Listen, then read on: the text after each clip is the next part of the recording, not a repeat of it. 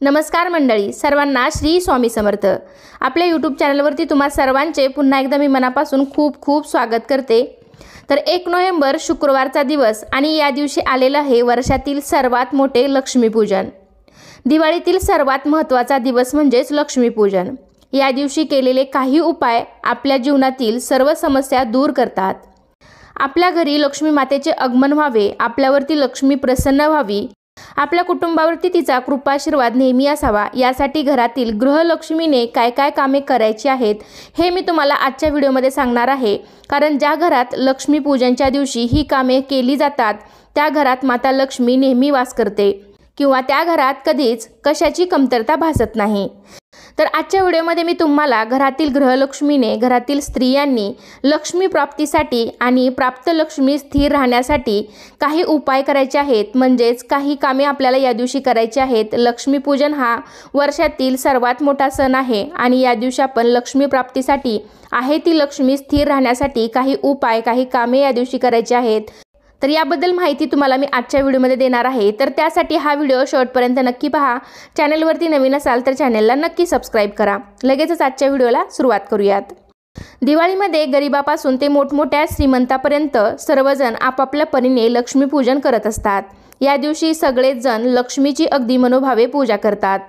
तर या दिवशी सकाळी लवकर उठायचं आहे। तर लक्ष्मीपूजनच्या दिवशी म्हणजे शुक्रवारी 1 नोव्हेंबर रोजी सकाळी लवकर उठायचं आहे आणि अंघोळ करण्यापूर्वी सर्वात प्रथम आपल्याला आपल्या अंगणाची आणि त्यानंतर घराची पूर्ण साफसफाई करून घ्यायची आहे।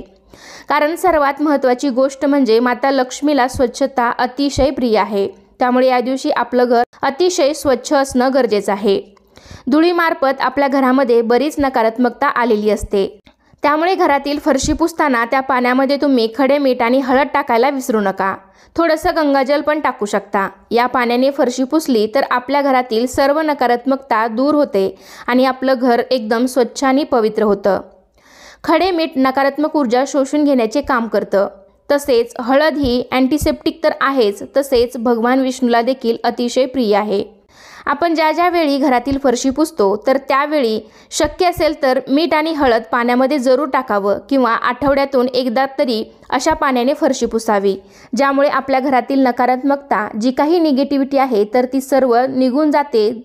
तुम्ही जर वारंवार अशा पाण्याने फरशी पुसणार असाल तर त्यासाठी लागणारे जे काही खडेमीठ आहे किंवा त्यासाठी लागणारी हळद आहे ही तुम्ही वेगळीच काढून ठेवा। प्रत्येक वेळी आपण अंघोळ न करताच घराची साफसफाई करत असतो, तर प्रत्येक वेळी आपण मसाल्याच्या डब्यातली हळद आणि मीठ घेऊ शकत नाही।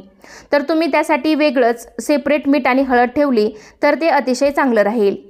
त्यानंतर संपूर्ण घराची साफसफाई झाल्यानंतर सर्वात महत्त्वाचं म्हणजे आपल्याला या दिवशी आपल्या घराचा मुख्य दरवाजा सुद्धा साफ करून घ्यायचा आहे।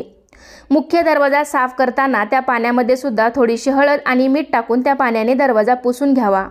कारण दरवाजावरती सुद्धा बरीच धूळ साचलेली असते आणि धुळीमध्ये प्रचंड नकारात्मक ऊर्जा असते। त्यामुळे अशा पाण्याने दरवाजा साफ केला तर सर्व नकारात्मक ऊर्जा नष्ट होते। तसेच मुख्य दरवाजाबरोबरच आपल्या घराचा उंबरठा सुद्धा स्वच्छ असणं गरजेचं आहे। कारण माता लक्ष्मी मुख्य दरवाजातूनच प्रवेश करणार आहे। जर आपलं मुख्य प्रवेशद्वार अस्वच्छ असेल तर माता लक्ष्मी आपल्या घरामध्ये प्रवेश करणार नाही। त्यामुळे संपूर्ण दरवाजा, उंबरठा व त्या सभोवतालची जागा म्हणजे आपलं जे काही अंगण असेल, पॅसेज असेल, गॅलरी असेल तर ते सुद्धा आपण स्वच्छ करून घ्यायचं आहे। तर ही सर्व साफसफाई करताना तुम्ही त्या पाण्यामध्ये थोडंसं गोमूत्र सुद्धा टाकू शकता। कारण गोमूत्र हे आपल्या हिंदू धर्मामध्ये अतिशय पवित्र मानलं गेलं आहे।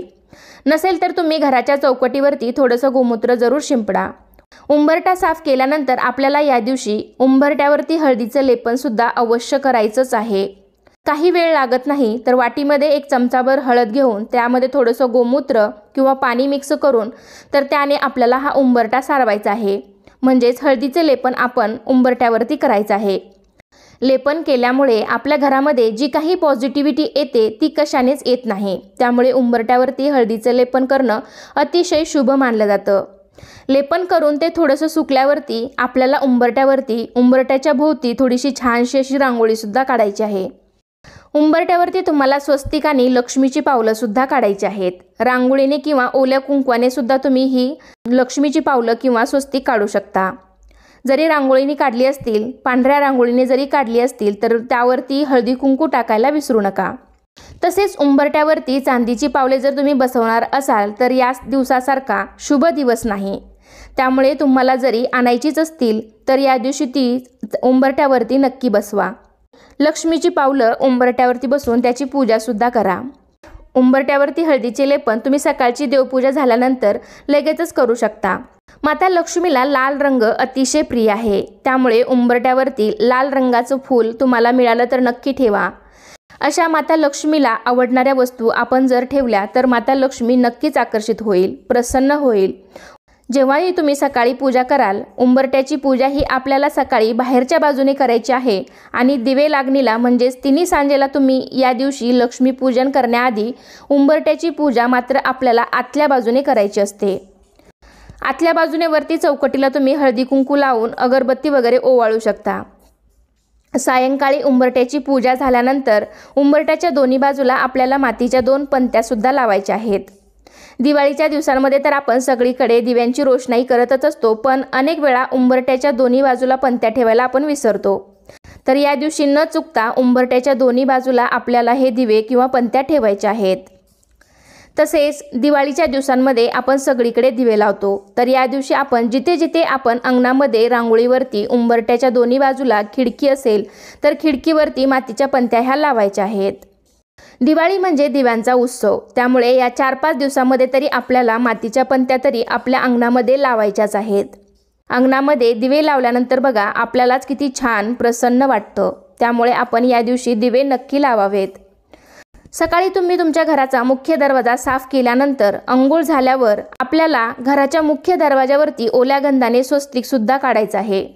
स्वस्तिक हे आपल्या हिंदू धर्मामध्ये अतिशय शुभ मानलं जातं आणि त्याच्या बाजूला सुद्धा 2-2 दंडक द्यायचे आहेत। त्यामुळे आपल्या घरातील लक्ष्मी कायम टिकून राहते किंवा तुम्ही स्वस्तिकच्या बाजूला शुभ लाभ सुद्धा लिहू शकता।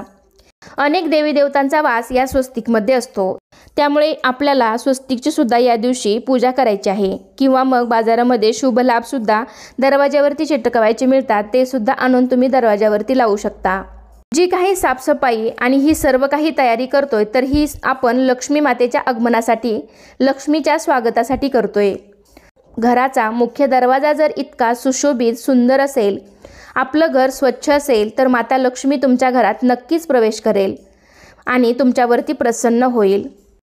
तसेच या दिवशी झेंडूच्या फुलांना सुद्धा खूप महत्त्व आहे, त्यामुळे तुम्ही या दिवशी झेंडूच्या फुलांचं आणि आंब्यांच्या पानांचा समावेश असलेलं असं तोरण आपल्या मुख्य दरवाजावरती नक्की लावायचं आहे। आंब्याच्या पानामध्ये माता लक्ष्मीला आकर्षित करण्याची क्षमता जास्त असते, त्यामुळे आंब्याच्या पानाचा समावेश या तोरणामध्ये अवश्य असावा। दारावरती आपण नेहमीच आर्टिफिशियल फुलांचे तोरण तर लावतच असतो, पण या दिवशी अशा सणासुदींच्या दिवशी मात्र आपल्याला झेंडूच्या फुलांचं आणि आंब्यांच्या पानांचं तोरण लावायला अजिबात विसरायचं नाही। त्यामुळे माता लक्ष्मी आपल्या घराकडे आकर्षित होईल आणि आपल्या घरामध्ये प्रवेश करेल। त्याचबरोबर या दिवशी आपल्याला आपल्या घरातील तिजोरीवरती किंवा तुमचं जे काही कपाट असेल किंवा ज्यामध्ये तुम्ही पैसे ठेवत असाल तर त्यावरती सुद्धा स्वस्तिक काढायला विसरायचं नाही, कारण लक्ष्मी म्हणजे सर्व काही आहे। पैसा, धनधान्य, सुख समृद्धी, ऐश्वर्य, सोने नाणे, आपण या सर्वांना लक्ष्मी मानून त्यांची पूजा करत असतो। या दिवशी जर तुमच्या घरामध्ये पैशाचं वेगळं काही लॉकर असेल किंवा कपाटामध्ये जर तुम्ही तिजोरीमध्ये पैसे ठेवत असाल तर त्यावरती आपल्याला स्वस्तिक काढून त्या स्वस्तिकची पूजा करायची आहे। लक्ष्मीपूजन हे तिन्ही सांजेला म्हणजे सायंकाळी केले जाते, कारण ही वेळ लक्ष्मी मातेच्या आगमनाची असते। लक्ष्मीपूजन करताना घरातील सर्व मंडळींनी नवीन वस्त्रे परिधान करायची आहेत, तर या दिवशी माता लक्ष्मीचं आपल्या घरामध्ये आगमन होणार आहे, त्यामुळे या दिवशी घरामध्ये आनंदमय वातावरण असावं। घरामध्ये भांडणे, क्लेश, वादविवाद या दिवशी आपण नक्कीच टाळलं पाहिजे। सायंकाळ होण्याआधी तुम्ही तुमच्या घरातील झाडून वगैरे काढून घेऊ शकता। लक्ष्मीपूजन केल्यानंतर मग घरामध्ये झाडू मारू नका। लक्ष्मीपूजनच्या दिवशी तुम्ही कुणालाही उसने पैसे देऊ नका किंवा कोणाकडून घेऊ सुद्धा नका, कारण या दिवशी आपण लक्ष्मी स्वरूप पैशांची देखील पूजा करत असतो। त्यामुळे आपल्या घरातील लक्ष्मी बाहेर न जाता आपल्या घरामध्ये स्थिर आणि टिकवून ठेवायची आहे। लक्ष्मीपूजनसाठी सायंकाळची वेळ अतिशय शुभ मानली जाते, तर तुम्ही योग्य मुहूर्तावर लक्ष्मीपूजन केलं तर त्याचा तुम्हाला नक्कीच फायदा होईल। पण लक्ष्मीपूजन करण्याआधी आपल्या अंगणाची साफसफाई करून दारामध्ये छानशी रांगोळी काढावी। रांगोळीवरती सुद्धा एखादी प्रज्वलित केलेली पंती ठेवावी।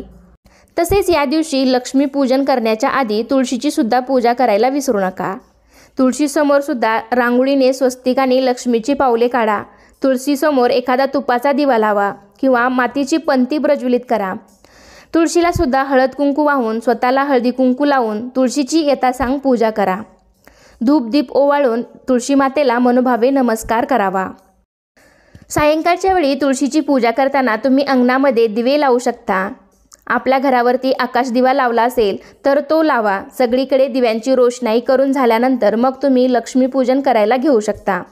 लक्ष्मीपूजनची सुद्धा तयारी तुम्ही आधीच करून ठेवा आणि मग ऐनवेळी फक्त मग तुम्ही लक्ष्मीपूजन केलं तरी पण चालेल। कारण दिवाळीच्या सणामध्ये आपल्या स्त्रियांना खरंच खूप कामं असतात आणि खूप गडबडसुद्धा होते, धावपळ होते। त्यामुळे बरीच तयारी तुम्ही आधी करून ठेवली आणि नंतर अशी काही कामं केली तर ते बरं पडतं। तर अशा प्रकारे तुम्ही सुद्धा लक्ष्मीच्या स्वागतासाठी अशी तयारी केली तर लक्ष्मी माता तुमच्यावरती नक्की प्रसन्न होईल। लक्ष्मीचा कृपा आशीर्वाद तुमच्या सर्व कुटुंबावर राहील। लक्ष्मी आपल्या घरामध्ये कायम टिकून राहील, कारण लक्ष्मीला स्वच्छता, शांतता आणि प्रसन्नता एवढंच प्रिय आहे। हे सर्व जिथे आहे तिथे माता लक्ष्मी टिकून राहते। त्यामुळे येत्या दिवाळीतील सर्वात मोठ्या लक्ष्मीपूजनच्या दिवशी तुम्ही अशी काही कामे नक्कीच करा। असे काही छोटे छोटे उपाय, अशी काही कामे आपल्या घरामध्ये बरकत निर्माण करतात। तर तुम्ही सुद्धा येत्या लक्ष्मीपूजनच्या दिवशी यापैकी जमेल तेवढी कामं नक्कीच करा। तुम्हाला याचा नक्की फायदा होईल, खूप प्रसन्न वाटेल आणि तुमच्या घरामध्ये माता लक्ष्मीचे सुद्धा आगमन होईल। तर कसा वाटला तुम्हाला आजचा व्हिडिओ नक्कीच मला कमेंटद्वारे सांगा। व्हिडिओ आवडला असेल तर व्हिडिओला लाईक करा आणि तुमच्या फ्रेंड फॅमिलीमध्ये शेअर करायला विसरू नका। चला तर पुन्हा भेटूया अशाच एका छानशा आणि माहितीपूर्ण व्हिडिओमध्ये। तोपर्यंत धन्यवाद। श्री स्वामी समर्थ।